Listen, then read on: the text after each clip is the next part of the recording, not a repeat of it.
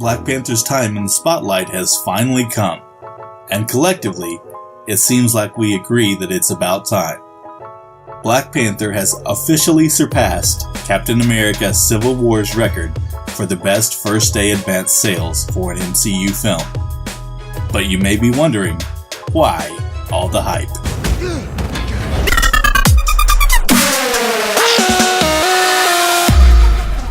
Not only is a Black Panther film wildly overdue, but the character holds more of a cultural and historical significance than you might know. The standalone film isn't the first time the superhero has been a milestone character and a catalyst for change.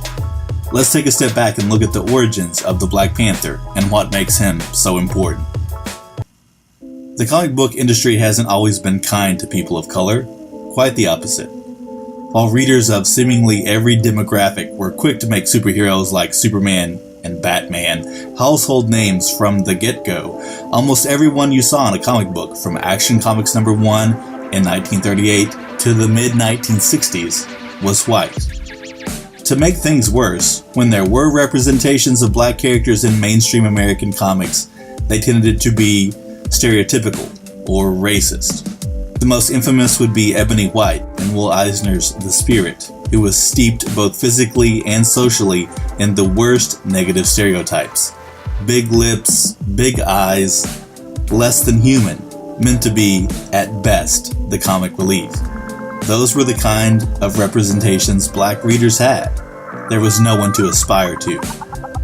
If you grew up reading Superman and the Hulk, to not see yourself, or anyone who even looked like you, on the pages of comics had to make you feel like you were completely invisible. Then, in 1966, everything changed. In issue number 52 of Fantastic Four, at the time one of Marvel's most popular titles, the Black Panther debuted. That was a watershed moment for comics.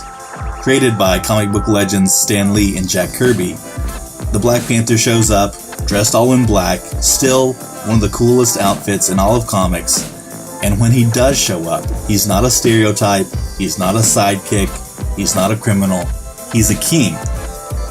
He's a hero. As a part of this storyline, it's revealed that the Black Panther, T'Challa, is the king of an African nation, and this country, Wakanda, is the most technologically advanced country in the entire world. This was a bold statement to be published during the middle of the Civil Rights Movement, to say the least. Later on, as storylines have progressed, it's revealed that Wakanda also holds the largest supply of vibranium, which of course is the material that's used to make Captain America's shield. Stan Lee has been quoted as saying, "The Black Panther, I felt, was very necessary. I wanted to do a black hero, but I wanted to do something that wasn't typical," end quote.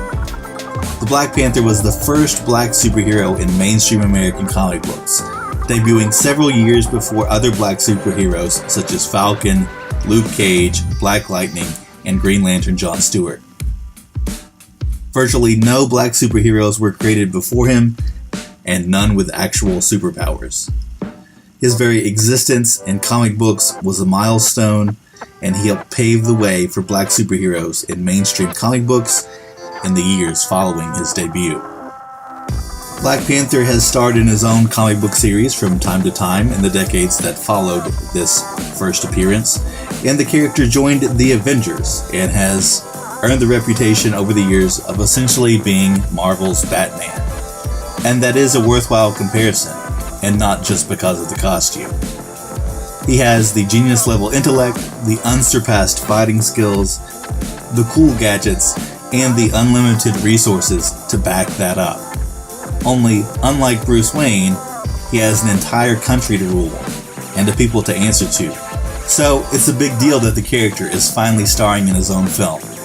Sure, Black Panther was one of the best parts of Captain America Civil War, but that really wasn't his story. Now the character is poised to be the next big thing in comic book movies, and that's important. I hope you've heard about the GoFundMe campaign to raise money to take young students from Harlem to go see the film. It's vital for young people of every skin color to see a black superhero triumph on screen in his own movie. And when you think about the number of comic book movies that have been made, that's been all too rare. Marvel has made more comic book movies starring white guys named Chris than the total number of superhero movies starring a black character made by anyone. And that's if we include Steel, Blank Man, and Meteor Man. The MCU has been around for a decade, but its protagonists have all been white and male until now, with Black Panther hitting theaters and a Captain Marvel movie in production. Finally, it seems things are about to change. Black Panther will be the first time at the movies since perhaps the Blade trilogy that we will see a mainstream black comic book character as something other than a sidekick. While I would argue that Rhodey as War Machine, Falcon, and Valkyrie have been strong, positive characters, serving as best friends and support to the title characters of Iron Man, Captain America, and Thor, their roles in those films have, more often than not, been rather inconsequential. Now, with this film, kids, and adults for that matter, will see a black superhero with the kind of strength, determination, power, and timeless cool that Black Panther radiates. And in this film, they'll also see strong black women who make up a majority of the cast, taking up pivotal roles. An entire generation of black children, tweens, and teens will finally be able to see themselves represented rather than pushed to the background. They'll see someone as brilliant as Iron Man, as confident as Thor, as virtuous as Captain America in this groundbreaking character, this icon known as Black Panther. And he'll be fighting for people who look just like them. One of my biggest hopes is that the Black Panther film will do for the character what the Iron Man films did for that character. With Robert Downey Jr.'s Iron Man films, the character went from being, quite honestly, a B-list hero in the comics to one of the first characters that come to mind when people think of a superhero. And I think that can happen for the Black Panther too with this movie. He deserves to be a household name. And then maybe, just like the character paved the way for diversity in comic books back in the 1960s, Black Panther can do the same thing for comic book movies today.